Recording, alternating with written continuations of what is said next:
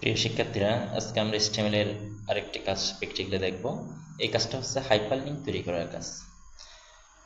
আমি প্রথমেই আগের একটা কাজ একটু দেখি, যেটা অলরেডি আমাদের এখানে করা আছে। যেমন এখানে একটা পেজ রেডি করা আছে, তার নাম হচ্ছে format5.html। ওই পেজটা ওপেন করলাম। ওটাকে যদি আমরা রান করি, তাহলে জাস্ট একটি লিঙ্ক আমরা দেখতে পাচ্ছি, সেটা হচ্ছে বলকানি। এই লিঙ্কটা এই পাশ থেকে ওই পাশে রানিং অবস্থায় আছে। এটি অলরেডি একটি পেজ যেটা আমাদের তৈরি করা আছে। এখন আজকের দিনে যে কাজটা শিখবো এখন, ওটা হচ্ছে নতুন একটা পেজ তৈরি করব, যে পেজের সাথে এই পেজটার আমরা কানেকশন দিব। তাহলে দেখি আমি কাজ শুরু করি। কাজের শুরুতে আমরা যখন লেখা শুরু করব, প্রথম নম্বর আমাদেরকে HTML নামক ট্যাগটি ব্যবহার করতে হয়। লেস দেন আমার অ্যাপসের মধ্যে সাজেস্ট করে, যার এখানে সুবিধা, তবে খাতায় তো সাজেস্ট করবো না, খাতায় পুরোপুরি লিখতে হবে। HTML এখান থেকে ক্লিক করলাম, এসে গেছে HTML ট্যাগটা। HTML এর পরে আমরা হেড নামক একটা ট্যাগ ব্যবহার করব। হেড, এই হেডের মধ্যে আমরা কোনো কাজ আপাতত করবো না। আমরা হেড শুরু করে হেড শেষ করে দিলাম। হেড শুরু করলাম, হেড শেষ করলাম। আমাদের মূল কাজটা হচ্ছে বডি নামক ট্যাগের মধ্যে। বডি দিয়ে আমরা কাজ স্টার্ট করলাম। একটু নিচে গিয়ে আমরা বডিটাও শেষ করে দিলাম, HTMLটাও শেষ করলাম। আমাদের প্রত্যেকটি পেজের মধ্যে বডি শুরু এবং শেষ থাকবে, একইভাবে HTML ট্যাগটা শুরু এবং শেষ থাকবে। HTML শুরু হবে সবার আগে আর শেষ হবে যে সবার পরে। বডি ট্যাগটা হেডের পরে শুরু, HTML শেষ হওয়ার আগে শেষ হবে। এখন আসি, আমরা যতটুকু পরিমাণ কাজ করেছি, এতটুকু কাজের মধ্যে আমরা যদি একটু আউটপুট দেখতে চাই, এই তীর চিহ্নে ক্লিক করলে আমরা আউটপুট দেখতে পাবো। আমাদের এই পেজের মধ্যে এখন পর্যন্ত কোনো কিছু লেখা নাই, বডি অংশের মধ্যে কোনো লেখা নাই। আমরা যদি বডি অংশের ভিতরে যদি কোনো কথা লিখি, তাহলে সেই লেখাটি আমরা বডি অংশের মধ্যে পাবো। যেমন আমরা লিখলাম হাইপারলিঙ্ক প্র্যাকটিস, এটা যে কোনো কথা লিখতে পারি, প্র্যাকটিস, এই কথাটা লিখলাম হাইপারলিঙ্ক প্র্যাকটিস। দেখে রান করি, তাহলে আমরা আমাদের এই পেজটাতে পেয়ে গেলাম হাইপারলিঙ্ক প্র্যাকটিস। এটি আমাদের আউটপুট আর এটি আমাদের কোড। এখন আসি, যে কাজটা করতে চাচ্ছিলাম, আমরা হাইপারলিঙ্ক প্র্যাকটিসের মধ্যে একটি পেজ অলরেডি আমরা আগে পেয়েছি, যেটা নাম হচ্ছে format5.html। আমরা ওই পেজটার সাথে এখানে লিঙ্ক সৃষ্টি করব। একটু নিচের লাইন আমরা যেতে চাই। নিচের লাইনে যেতে চাইলে আমাদেরকে একটা ট্যাগ ব্যবহার করতে হয়, তার নাম হচ্ছে ব্রেক। আসলাম, আমরা যে পেজের সাথে লিঙ্ক সৃষ্টি করতে চাইছিলাম, ওই পেজটার নাম হচ্ছে, এখান থেকে একটু দেখে নিই, format5.html। এরকম একটি পেজ আছে, আমরা ওই পেজের সাথে কানেকশন সৃষ্টি করব। এখন একটা পেজের সাথে যখন আমরা কানেকশন সৃষ্টি করতে যাব, তখন আমাদেরকে একটা ট্যাগ ব্যবহার করতে হয়। ওই ট্যাগের নাম হচ্ছে অ্যাট্যাগ। আমরা লিখেছি, মানে হচ্ছে অ্যাঙ্কর ট্যাগ। লিখার সাথে সাথে আরও কিছু লিখা আমরা পেয়ে গেছি, যেটা আমাদেরকে খাতায় লিখতে হবে। SREF equal double quotation. এখন SREF কথাটার মিনিং হচ্ছে হাইপারলিঙ্ক রেফারেন্স। আমরা হাইপারলিঙ্ক রেফারেন্সের মধ্যে যে পেজটির সাথে আমরা লিঙ্ক সৃষ্টি করতে চাই, ওই পেজের ঠিকানাটা আমরা দিয়ে দিব।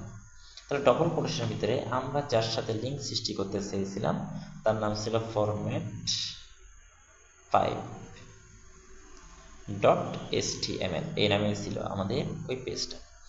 এই অংশটুকু আমাদেরকে লিখতে হবে ডবল কোটেশনের ভিতরে, ডবল কোটেশনের বাইরে নয়, ডবল কোটেশনের ভিতরে আমরা আমাদের পেজের নামটা দিয়ে দিব। এখন আমরা একটা কথা এখানে উল্লেখ করব, একটা লিখে উল্লেখ করব, যেটাকে বলা হয় লিঙ্ক টেক্সট। তার মানে আমরা যে লিখাটা দেখব এবং ক্লিক করে আমাদের format5.html পেজের মধ্যে আমরা চলে যাব। আমরা এখানে ধরেন লিখলাম, একটা কথা আমরা ইচ্ছে মতো লিখতে পারি, ফরম্যাটিং।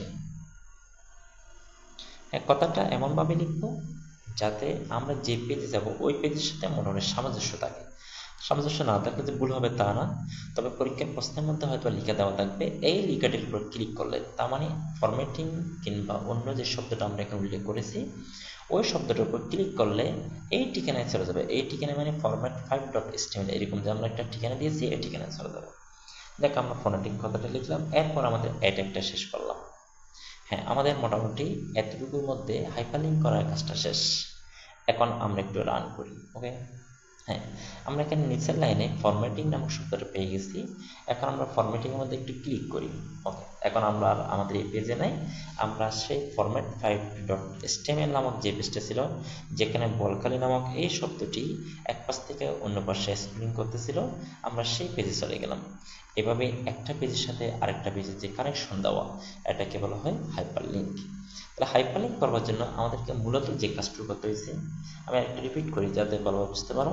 যে ট্যাগটা আমরা ব্যবহার করবো, ট্যাগের নাম হচ্ছে এরপর আমরা একটা অ্যাট্রিবিউট লিখবো হাইপারলিংক রেফারেন্স, যদি বা আমার এই অ্যাপসের মধ্যে একটা অটোমেটিক এসে গেছিল, ইকুয়াল ডবল কোটেশনের ভিতরে আমরা যে পেজের সাথে কানেকশন সৃষ্টি করব ওই পেজের নাম বা ঠিকানা, যেটাকে আমরা ইউআরএল নামে চিনি।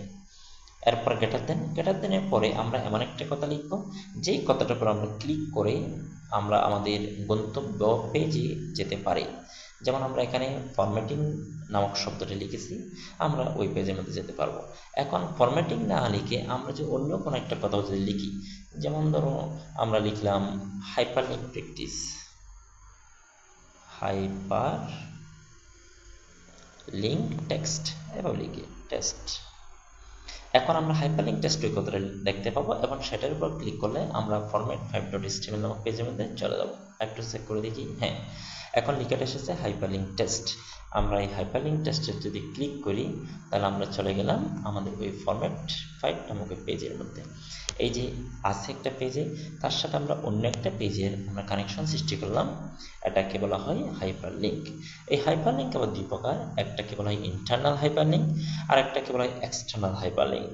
আমরা যদি একই ওয়েবসাইটের ভিতরে যদি লিঙ্ক সৃষ্টি করি, তখন এটাকে ইন্টারনাল হাইপারলিংক বলে, আর যদি ভিন্ন ওয়েবসাইটের মধ্যে লিঙ্ক সৃষ্টি করি, তখন সেটাকে এক্সটার্নাল হাইপারলিংক বলে। যেমন আমরা যখন ফেসবুকে আছি, ফেসবুকের অন্য কোনো একটা পেজের সাথে আমরা কানেকশন সৃষ্টি করলাম, এটাকে বলা হয় ইন্টারনাল হাইপারলিংক।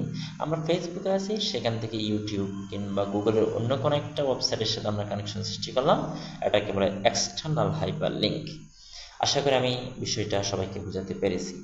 এরপরেও যদি কারো কোনো প্রবলেম থাকে কমেন্ট করে জানাবা, আমি বিষয়টা নিয়ে পরবর্তী ক্লাসে আমি আরও একটু ক্লিয়ার করব।